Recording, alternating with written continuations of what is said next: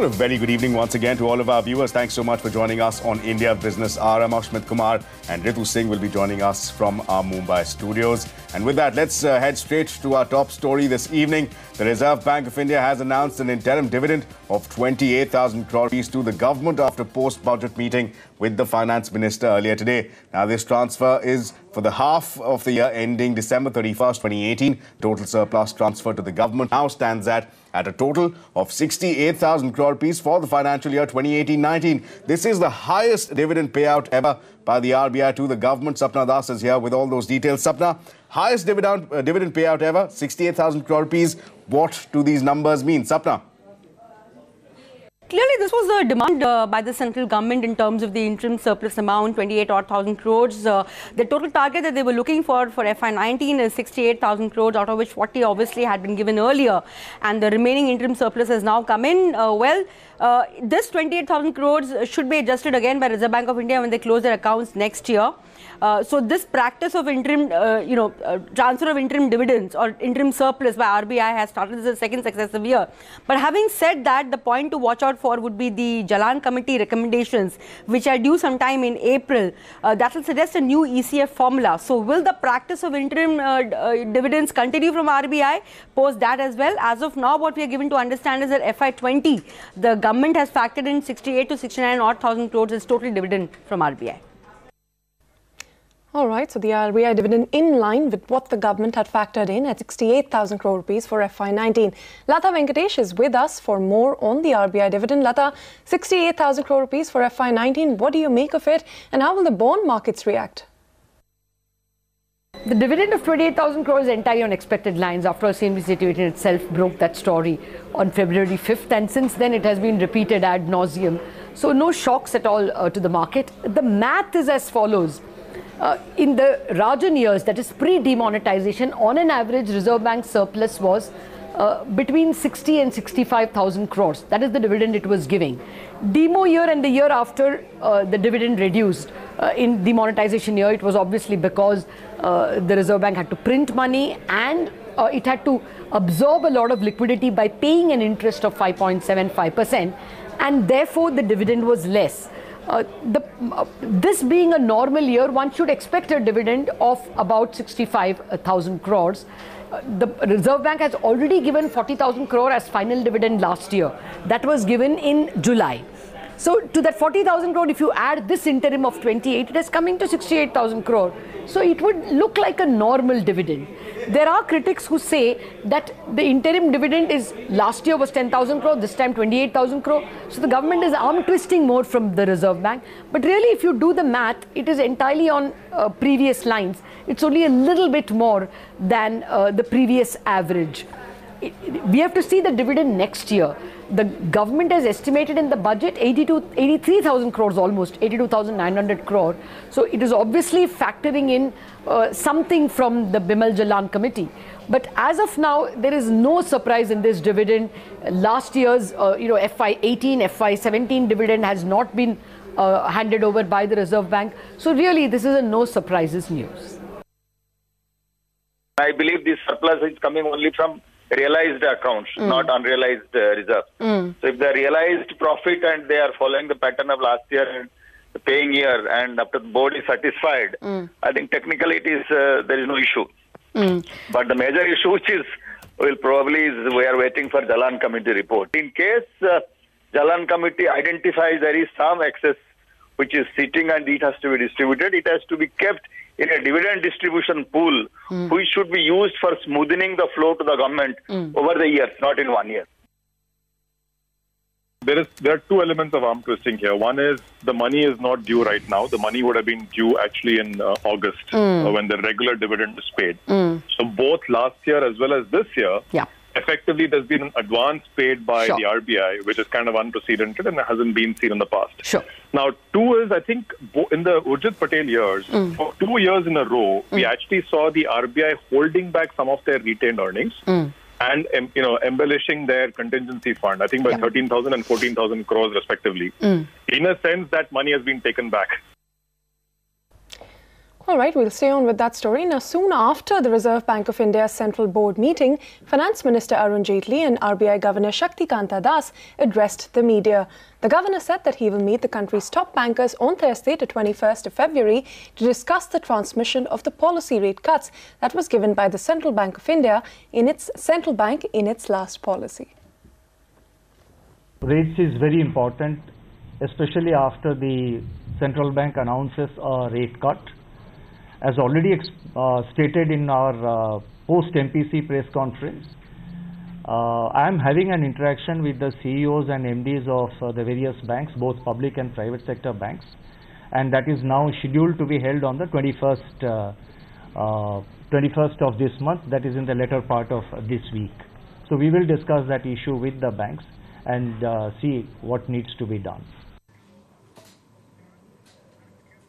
That's a rate transmission there on the agenda for the RBI governor. Let's shift focus now. The market started the week on a bare footing and ended lower for the 7th straight session. Nifty and Sensex lost close to 1% each, with the Nifty falling below the 10,700 mark and the Sensex falling below the 36,000 mark.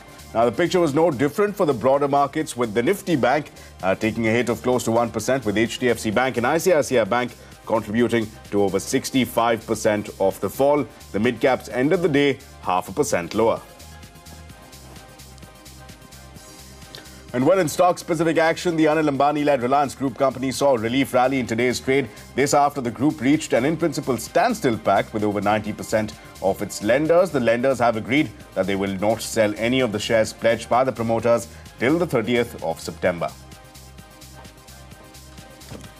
Well, in fact, this is the second such deal in recent times, following a similar arrangement between Z promoters and its lenders. However, promoter borrowing from the mutual fund industry has come under public scrutiny in light of fallen shares that are often pledged as collateral for such loans. Now, SBI's chairman Rajneesh Kumar has spoken out against promoter pledging their shares for loans, calling it what he terms is a bad idea. He goes on to say that it is not the right business model. Take a look. No, if there is NPA, whether it is in NBFC or in the banks, so there cannot be that there is an NPA with NBFC and then banks will escape. So that is not possible. You have to look sector by sector, that in which sector either the banks or NBFCs have invested that money and whether there is a stress in that sector. And that will determine the recovery situation of these NPAs. These couple of situations which have arisen in respect of 3 or 4 corporate houses where there has been issue around loan against shares, that we have to keep separate. And if there is a problem in the real sector, that will definitely gets passed on to the financial sector. And if you look at it, the turf of the NBFC has been entirely different. There is some overlap between NBFC and banks in the retail segment, and otherwise the lending which banks do and the lending which NBFCs do, apart from the overlap, but there are distinct business models and distinct areas of lending. Okay. No, it's not distinct areas of lending, sir. My point is, until now we were worried that if the NBFCs don't get funding, which has been the case, then the real estate sector will be affected because they were depending on NBFCs. What we now realize is that there is a second pain point, which is promoter entities also don't get funding. Now, when these promoters have to pay back, if they default, what happens? Likewise, if the real estate companies, their payback time comes, what happens? So for the entire market, entire financial sector, are you convinced that the worst of NPA is over, or is there going to be a decent amount of incremental defaults? No, at least I am convinced that the incremental default situation is not there.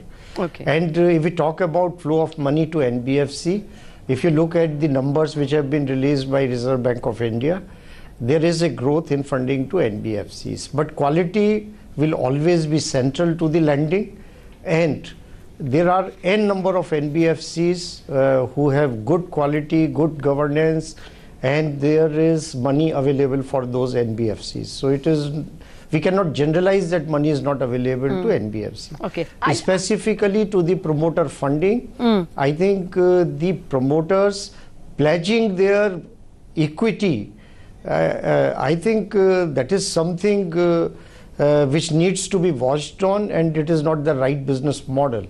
Because if you have pledged your equity, it means that your stake in the enterprise must be deducted to that extent.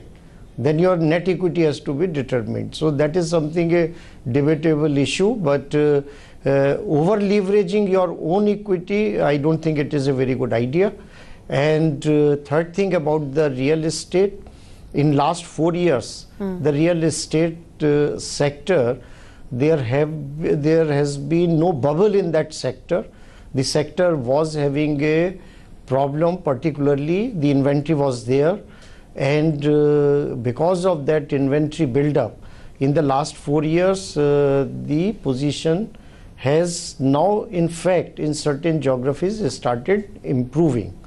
But this is a fact that for the developer funding, the bulk of the funding was coming from the NBFCs. To that extent, we need to be very watchful of the situation, and good projects, again, it is all about quality.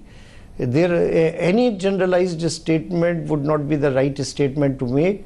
Any sector, it is not untouchable for the banks, but the quality, banks or NBFCs themselves will have to be very mindful of this fact that the quality is not compromised. No, that's what even the NBFC say. It's not a liquidity issue, it's an insolvency issue, whether you want to lend or not. It's not an illiquidity issue. But one last question on this problem. Do you think the debt market problems today can become a contagion and therefore become a systemic problem? So when it is a loan with the banks, there is always more time available to address the issues. But the way the debt markets work, and they work mostly on the ratings and the investments, the manner in which happen, then the debt markets in terms of the patience, which bankers have more patience, but in the debt market, if it is a mutual fund investment or it is a NBFC investment, there the patience or the time to address the issue is much shorter, and for the banks, it is relatively more time where you can apply your mind and try to resolve a situation. All right, that's the country's top banker on the concerns emanating from promoters pledging their shares to take loans. Now moving on, competing for farm loan waivers and farm income support can lead to irreversible fiscal deterioration. That's the word of caution coming in from former RBI Governor Y.V. Reddy. Now he has gone on to suggest that setting up a centre-state risk fund to address the agricultural distress is the need of the hour, and he also said that the 15th Finance Commission must be called upon to address the current issue. Listen in. Central and state governments should desist from giving blank remissions in loans and or interest and the grant of relief to borrowers. The central government, please listen to this carefully, the central government may wish to consider, after consultations with important political parties, appropriate additional provisions in the People's Representation Act to deter political parties from including loan remission in waiver or similar schemes in their election manifesto. He again goes on, the Election Commission may also want to consider incorporating such conditions in the Model Code of Conduct for elections. State governments may consider adding provisions to make a call for not paying bank dues a cognizable offence, punishable by imprisonment of up to 3 months. All right, on to the top national news that we're tracking for you today. Days after the brutal Pulwama terrorist attack, which left 40 CRPF personnel dead, 3 Jaish-e-Mohammed militants have been neutralized by the army. Reports suggest that one of these terrorists is the mastermind behind the attack. 4 army personnel, including a major, have also been martyred. Now, the army earlier launched a cordon and search operation last night, and an encounter was triggered after the terrorists opened fire.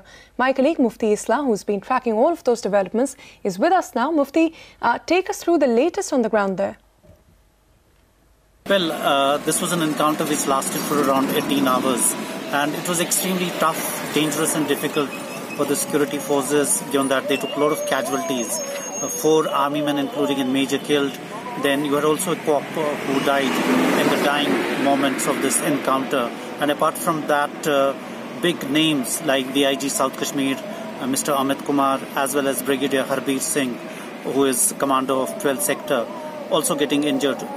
And there was also an SOG officer who was injured. Now all of them have been taken to the hospital where doctors are attending to him. But, the security forces will take heart in the sense that they also were able to eliminate one of the top militants named Kamran, who was wanted and a co-conspirator of the Thursday attack, which left some 30 CRPF men killed at Letpora. In the words of Inspector General of Police SP Pani, this was very tough operation because these militants were skilled. They held onto their positions and exhausted their ammunition very carefully, and that's why it took long time, some 18 hours, ready to eliminate all 3 militants. The other militant was a local, Hilal Ahmed, who lives in Pinglana. Identity of the third is yet to be ascertained, but clearly it was a tough day for the security forces in eliminating these militants. But then, it was a bad day for the security forces. But we've seen in the past, security forces really been successful in eliminating. Only in 2018, we've seen they have been successful in taking down 250 militants, and in the last 2 years, more than 400 militants. But, over the last 2 years, we haven't seen a tough encounter like the one which took place today. In Srinagar, this is Mufti Islam. Right, Mufti, thanks a lot for that. So clearly tense times there in the valley and often leading to volatile emotions across the country. In fact, taking that story forward now, Parikshit Luthra joins us with a panel of experts to discuss the key questions which have come to light after the Pulwama terror attack that killed 40 CRPF Jawans.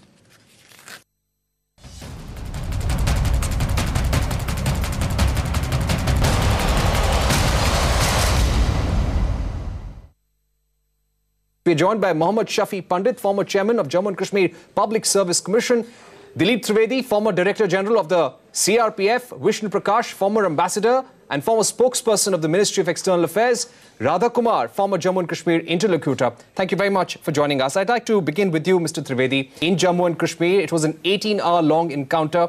A number of people have been injured as well. Would you call this a big success, considering the government, the army, the CRPF is saying that they've been able to get the mastermind?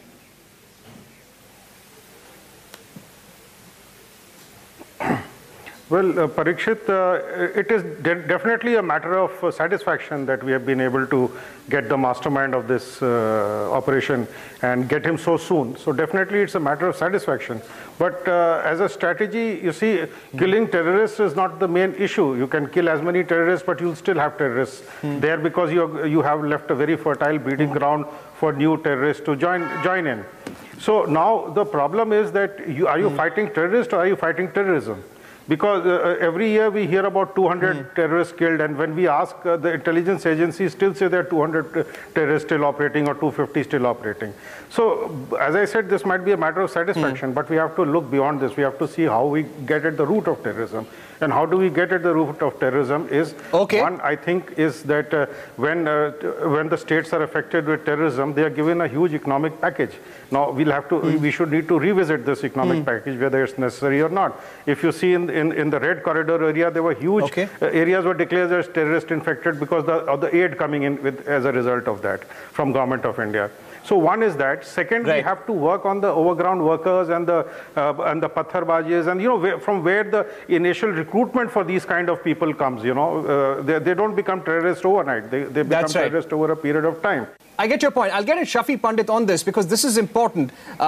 While this is a successful operation, we salute the sacrifice of our martyrs, of our brave army and CRPF personnel who have been able to neutralize the mastermind. The factor is that is not the only terrorist, and there is a problem of radicalization. Mr. Shafi Pandit, if I can get you in at this stage, Adil Ahmed Dar, the person who carried out the suicide bombing on the CRPF convoy, he was an Indian. He was a resident of Kashmir. the problem also lies within. Do you think these successes in counter-terrorism operations, in encounters is one thing, but you have to win the hearts of the ordinary Kashmiri? Do you think that's where the problem lies?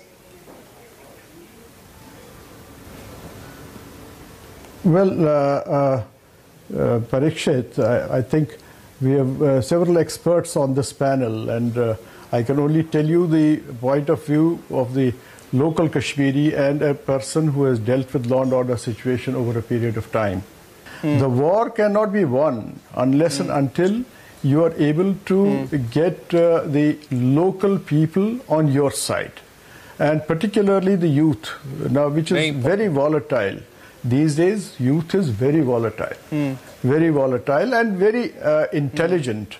They are very enterprising. They understand things. If you look at the list of the people killed over the last 10 years, you will see that a lot of people in the age group of 8 onwards, right up to 15 and then up to 25. Large number of people are in this age group. Right. And you see, one can understand if an adult person is a terrorist, but how can a person school going who is going for tuition be taken as a terrorist? So that is my point of view in this, and I think this has to be addressed if the war is to be won. That's a very important point that you're raising. I'd like to get Radha Kumar, somebody who has been a... You have made your point, sir, but I'll request you to be with us on the panel. We'll come back to you again. But I'd like to get in Radha Kumar, who's been an interlocutor in Kashmir. Ma'am, thanks for joining us. My question to you, and I'd like to follow up on what Mr. Shafi Pandit said. Do you also feel that it's important to, first of all, define the problem? Are we defining the problem correctly? And are we also defining the result we want correctly? I would say no on both fronts.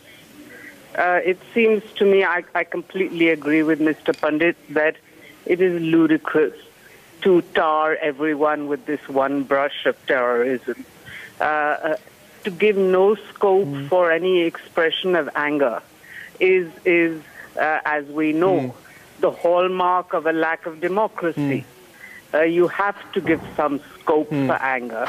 But it's more than anger. There is frustration.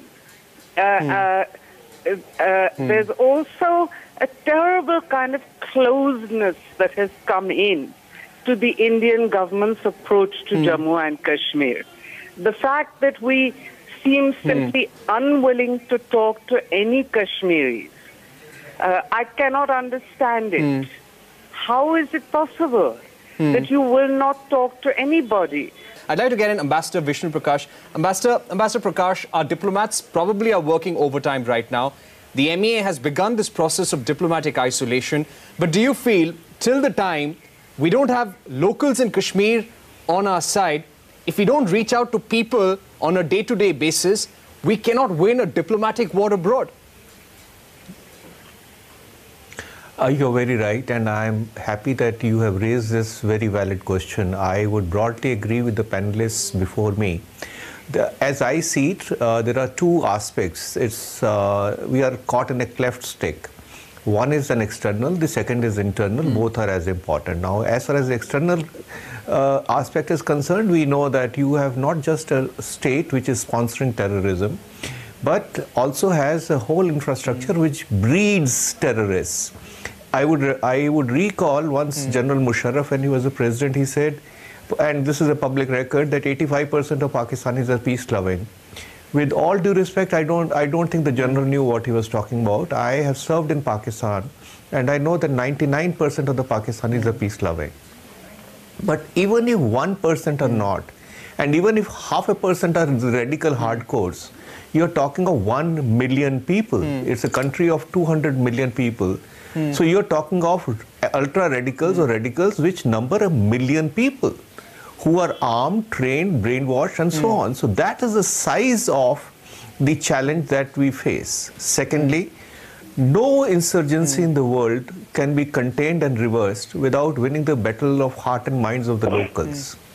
And that, I'm afraid, that over the years we have been found wanting, because it is indeed unfortunate that young people are taking willing to make the supreme sacrifice by giving up their lives. I'll have to end here. I'm very sorry, but we've completely run out of time. Mr. Shafi Pandit, Dilip Trivedi, Vishnu Prakash, Radha Kumar, thank you very much for joining us on this panel.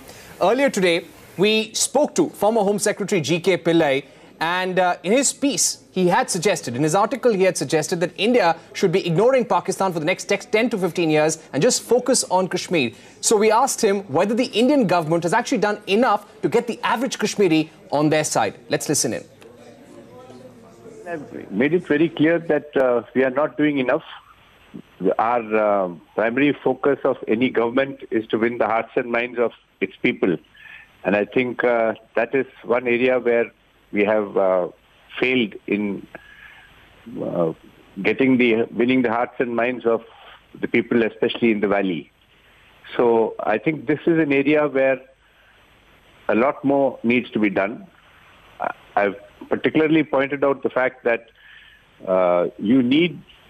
how will you get people involved so that they feel they have a stake in their future? And that is why, the elections to local bodies, which will develop a whole new generation of grassroots leaders in Kashmir, who will then have a stake in the system. Also, the suicide bomber who carried out the Pulwama attack was a Kashmiri resident. Do you think preventing radicalization is key to any successful campaign in Jammu and Kashmir? Yeah, process of de-radicalization, a whole campaign for that has to be done on a very large scale, especially in Kashmir. This is because it is a well-known fact that on the social media networks, this process of radicalization, there's a lot of material out there which is people are watching, young people are watching. And some do get swayed, and that is why you find this evidence of radicalization which is there among the youngsters. We have no successful model of de-radicalization. There are a number of studies which have been done all over the world, and we have to pick some of the best methods of that and try and have a massive campaign of de-radicalization, if you want to put it, or counter-radicalization by the government and the non-state agencies. Right, Mr. Pillai, thanks very much for speaking to CNBC TV 18. With that, it's a wrap on our special coverage on the Pulwama attack aftermath.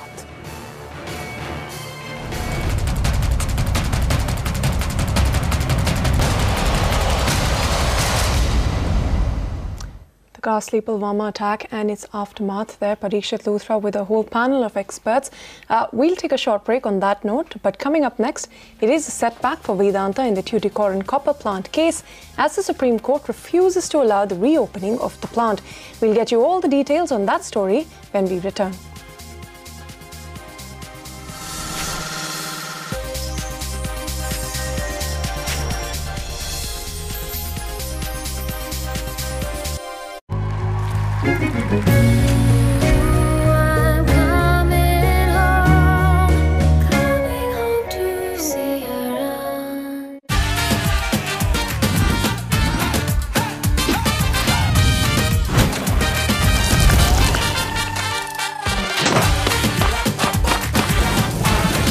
करें कुछ कमाल ACC.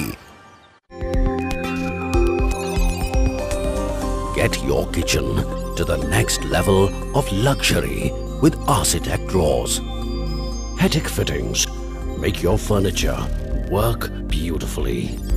German quality you can trust. कभी-कभी life में हम ज्यादा ही load लेते हैं, home loan के जैसे। इनके इंटरेस्ट रेट हमें करते हैं overload. Bank of Baroda home loan take over के किफायती होम लोन पे स्विच करें और जिंदगी को बनाएं आसान। स्विच करो, सेव करो।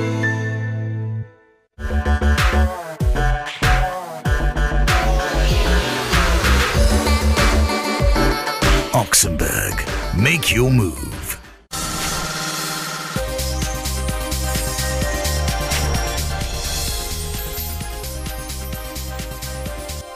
Welcome back. You're still with CNBC TV 18. Now, new developments in the 5,600 crore rupee National Spot Exchange case have emerged. CNBC TV 18 has accessed a report by the Serious Fraud Investigation Office, or SFIO, that accuses 148 brokers for acting in concert with the now defunct Commodity Spot Exchange. Now, this report claims that brokers played an important role in defrauding their clients for their own benefit. Yash Sen is here with all the details from that report. Yash, a damning report for the brokers. Can you take us through the details and the response from the brokers who have been accused? Well, absolutely. But before I begin, let me make it very clear that the Serious Fraud Investigation Office just end of last week filed a winding up petition against IBMA, which is essentially one of the brokers in the NSEL transaction. And as a part of that winding up petition, a subsection was also given where SFIO wrote about its investigation when it comes to various brokers, other brokers which were involved in the NSEL transaction. And to be precise, of course, 148 brokers were named by SFIO in this particular report, having a client base of about 13,000 clients or investors, and a total exposure for all these brokerages was mentioned as 1,600 crore rupees. Now, some of the prominent brokerages were named in this SFIO report, including Anand Rathi, Geofin Comtrade, IIFL Commodities, Motilal Oswal, GM Financial, as well as Phillip Commodities. And when we talk about the headline allegations, some very daunting allegations being posed by SFIO against these brokerages. To start with, SFIO has said that these brokerages compromise the position of trust by making false assurances to all the clients or investors. They've also said that these brokerages missold products, promised a refund of money if the buy order executed is not honored by the other party. Also going on to say that these brokerages assured fixed returns and said that there would be absolutely no loss when it comes to transactions on NSEL. To be very specific, there is one point which SFIO has made, and they say that these brokerages also modified the unique client code. Essentially, the unique client code is distinct for every client or every investor who trades on NSEL. And what these brokerages, according to SFIO, did was they executed trades on behalf of investors on their client codes without their knowledge. And then, of course, these trades were transferred and re-transferred to other client codes just to shore up volumes on NSEL and so forth. Now, as far as, the end conclusion is concerned, SFIO also has asked SEBI to look into the matter and pronounce all these 148 brokerages as not fit and proper to carry out their operations. But of course, a final report from SFIO is expected within the next 6 months as far as this particular entire NSEL transaction or the whole case is concerned.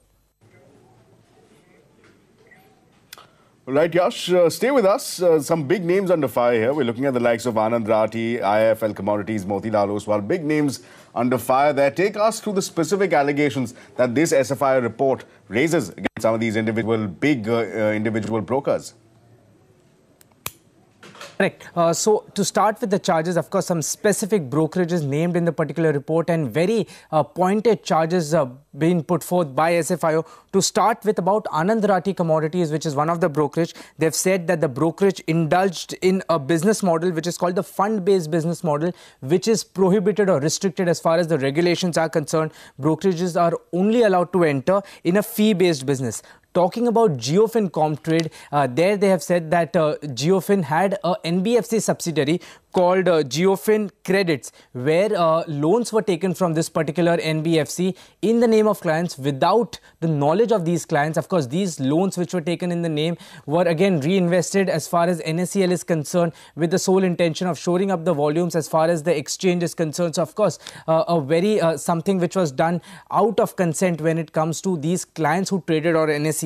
Talking about other brokerages, IIFL, very interesting point here made by SFIO. They've said that they appointed DCB as an agent for their brokerage, which essentially lured their account holders to get registered with IIFL and trade on NSEL without giving them proper knowledge about the risk, about the reward, and about all the transaction norms as far as NSEL is concerned.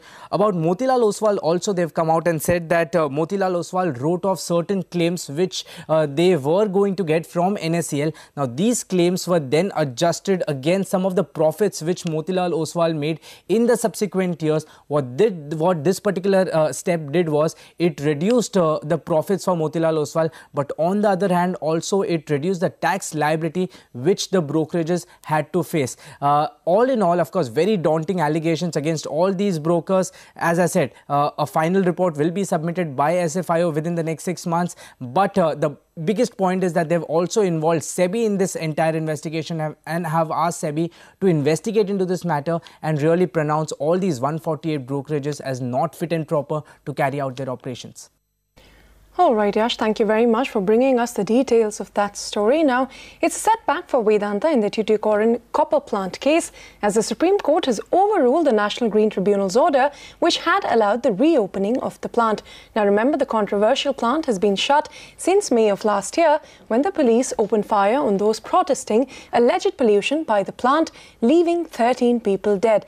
Ashmit, you have been tracking that story very, very closely. What did the court have to say to Vedanta on the way forward?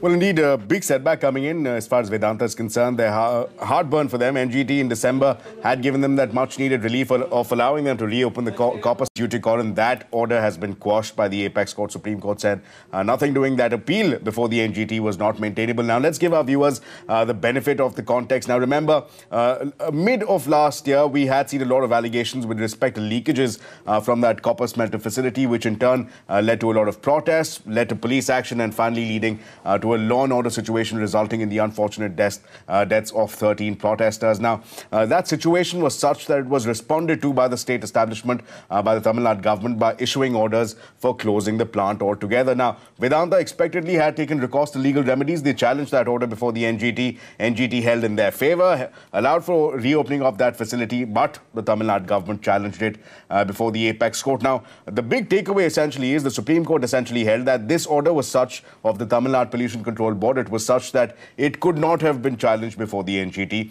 and that appeal before the NGT is simply not maintainable. The Supreme Court's advice is it should have been challenged before the Madras High Court, and that should have been the first port of call, and the fact that it wasn't has defeated Vedanta's petition before the Apex Court. So now the way forward is that Vedanta, given the Supreme Court direction, is likely to approach the Madras High Court where they are expected to begin from scratch in terms of challenging the Tamil Nadu Pollution Control Board order. So still a number of layers left as far as this legal battle is concerned. No relief coming for Vedanta, and a definite setback coming in with respect to their copper smelter facility in Tuticorin in Tamil Nadu. But that's, of course, as far as Vedanta is concerned. Speaking of JP Infra, well, Ritu, you've been tracking that story very closely. The race is heating up for JP Infra. We understand the Committee of Creditors has been reviewing the bids. What else are you picking up?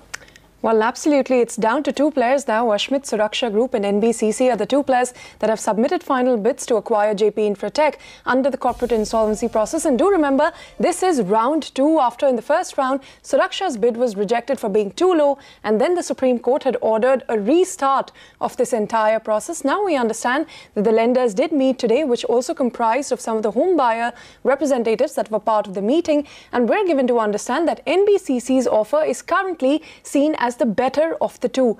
Now, what NBCC's offer is, of course, is about 1,000 crore rupees of upfront payment to the lenders and another 3,000 crore rupees as debt settlement for by swapping it with land. Also, NBCC has proposed fresh debt of about 2,000 crore rupees, of which 1,000 crore rupees will be used to finish the project, which involves, unconstructed homes for 20,000 home buyers, and another 1,000 crore rupees as repayment to the financial creditors. Now, compare this with Suraksha Group's offer, which contains an upfront payment of only 10 crore rupees, almost 1/10 of what NBCC has offered, but a higher debt settlement of 5,000 crore rupees with the land swap.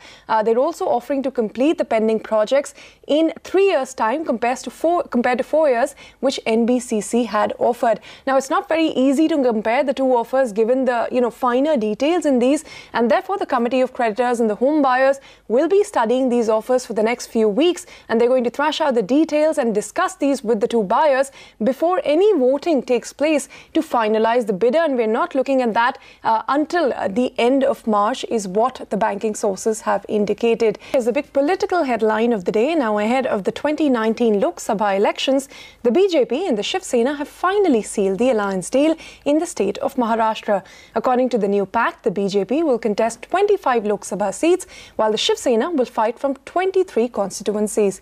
The decision on the pre-poll alliance was finalized at a meeting between the BJP chief Amit Shah and Sena chief Uddhav Thackeray in Mumbai this evening. CNN News 18's Vinaya Deshpande joins us with all the details. Vinaya, a significant development in the state's politics, isn't it? Yes, an extremely important day for the politics of Maharashtra. A year after the announcement of divorce, here's the announcement of patch-up. Remember, the most important target for the BJP really is the Lok Sabha elections. It is keen that the Shiv Sena come together on board NDA for the Lok Sabha elections, and this is exactly what it has been able to achieve today. For the Shiv Sena, the target has been the Vidhan Sabha elections, the clear-cut demand being a complete chief ministerial term of 5 years, and also the second most important term was the Palghar seat. Clearly, our sources within both the parties tell us that the Palghar seat has been given to Shiv Sena now. There will be a swapping between the Mawar and the Palghar seats. But most importantly, for the Lok Sabha elections, the prospects of both the Shiv Sena as well as the BJP have suddenly started looking up. In the face of an alliance between the NCP and the Congress, the prospects of BJP and Shiv Sena fighting separately would have brought down their political fortunes, and that is likely to change now, with political pundits telling us that it is likely that both the Shiv Sena as well as the BJP together could possibly look at a tally of about 35 seats in Maharashtra for the coming Lok Sabha elections. The alliance details for the Vidhan Sabha elections will be chalked out later after the Lok Sabha elections, but our sources tell us that today's Chief Minister's announcement indicates that possibly Chief Ministerial position will also be rotated. That is, it will be a 2.5-year term divided between both the Shiv Sena and the BJP. Right now, the BJP seems open to the possibility, but most of the things will depend only on the Lok Sabha performance of both the parties together. How important this particular announcement of an alliance between Shiv Sena and BJP was can be understood by what Amit Shah told the gathering today. Let us hear what he had to say about the alliance today. आज Bharatiya Janata party और शिवसेना के करोड़ों कार्यकर्ताओं के मन की इच्छा की पूर्ति हो रही। सभी कार्यकर्ता चाहते थे कि सेना और भाजपा एक युति बनाकर लड़े और केंद्र में और महाराष्ट्र में फिर से सेना भाजपा युति एनडीए की सरकार है। Well, as Vinaya called it, after the divorce, here's now the patch-up between the BJP and the Shiv Sena. Let's shift focus now. Amidst fresh tensions between Pakistan and India post the Pulwama terror attacks, the International Court of Justice has started a public hearing of the Kulbhushan Jadhav case. Remember, the ICJ had restrained Pakistan from executing Jadhav until this case was heard further. Jadhav, a former Indian Navy officer, was arrested by Pakistan in the year 2016 over allegations of espionage and abetting terror, which India called farcical. Sanjay Suri is here. He's joining us with the details. Sanjay, India was presenting its case today and some very sharp arguments were exchanged. Hari Salve there arguing that the persons adjudicating in the military court do not even require a law degree. So some strong arguments being made. What else are you picking up? Hearings at the IJ have resumed with a very strong new push from the Indian government seeking A, annulment of the Pakistani military court decision, and second, following from that, to look for his release from military custody within Pakistan. The argument presented by Harish Salve for India was that the very existence of a military court is unconstitutional and any action that it then presumes to take will necessarily be illegal. No doubt the Pakistani government will offer a counter to that now, and the expected line of defense from Pakistan will be that this is not an appellate court, that it does not have jurisdiction to sit above the decision of a national court within Pakistan, even if that national court happens to be a military court. the position that Pakistan has taken is to defend, in effect, the actions of its military court in an international court. The legal question and the pointed legal question now really is whether this court believes it has jurisdiction to order Pakistan to deliver the relief that the Indian government is seeking. Pakistan in this misadventure does not push it to the point of suggesting that there is an established practice to show that consular access is invariably denied in such cases. Individual incidents can then at best establish that Pakistan may not be the only state which has violated Article 36 of the Vienna Convention or similar provisions in bilateral treaties that preceded the Vienna Convention. There is no material place that would establish that giving consular access prior to extracting a confession would have so imperiled its national security or so hampered the investigation that consular access was denied. 5 years since it launched, a bootstrapped online travel startup PickYourTrail.com has received its first round of funding. 4 CEOs, including Freshworks co-founder Girish Matrubudam and Zoho co-founder Kumar Vembu, have invested $3 million in the startup. The company operates in the customized vacation business. The CNBC TV 18's Jude Sanath caught up with the men at the helm of Pick Your Trail to find out what the funding means for the business. Take a look. I have to start with you, Hari. What caused it? Because after 5 years of essentially being a bootstrapped company, you have raised $3 million in your first round of funding. What caused it and why now? So I think, honestly, we were just trying to understand if there are any strategic partnership conversations that could be opened with the larger players, and that's how we met the people who have come in now. And we found them to be really, really brought into our idea of building a consumer brand right from Chennai, a global consumer brand. And we believe that in the coming next 12 to 18 months, a lot of competition in the OTA space is going to heat up, and we thought it could be a good time for us to kind of start, getting a good amount of chunk of money in the kitty, so we can take a lot more risks. $3 million. What exactly does it buy now in terms of capabilities? Where do you go from here in terms of the Pick Your Trail brand and what it can achieve? So, interestingly, this money is going to give us a lot of options. First thing first, we want to build a great team out of Chennai. And that means that a lot of effort is going to go in terms of hiring the right kind of talent, because our product right now involves a lot of AI, ML, engineering infrastructure and all of that. So very solid engineering team is something that we're looking to build out of this, number one. Number two is that till now we've been bootstrapped, so we've been figuring out how to do customer acquisition at zero cost. Now it gives us some options in terms of, hey, if you have to scale, try and understand how performance marketing at scale works. So we're looking to try and see if we can, allocate some monies around that area and experiment on performance marketing, paid marketing, and do it at scale and do it meaningfully. You were also speaking a great deal about having to expand and taking the concept of customized vacations into tier 2 towns where there isn't as much of a tapped market. What's the plan on that front, and how much of this fund will be set aside purely for expansion, Hari? So I think that's also one of the moonshots, like Srinath said. So for example, the digital acquisition, so in top 8 metros, top 10 cities, right, easy to understand, get to customers. But a large part of this travel also happens from places like Mysuru, Coimbatore, go further than the Kongu belt, right, or let's say Jalandhar. So those parts, how do we start making a presence? So broadly, the franchisee model has worked in travel, so it has to be franchisee, but then experience gets compromised. So how do we kind of make that work? Will there be experience zones? So that part of it we have to still kind of figure out, but we strongly believe this. Even in the US, if you see, for example, 53% of overall vacation is still planned face-to-face, right? So there's no taking away. That's why we're very confident from the start it's going to be a touch plus tech model, but that can tech fundamentally enable the experience in store, right? So that's something we're kind of looking to do as well. Right, and how much of this investment do you plan to set aside purely for expansion, because it is an interesting and important decision? So what percentage of this sum would be set aside for that? So I think while we're not thought to that amount of what percentage, but broadly the way we looked at it is about, let's say, 40% of the initial. Okay, so these are about 2, 3, 5 year kind of plans going global.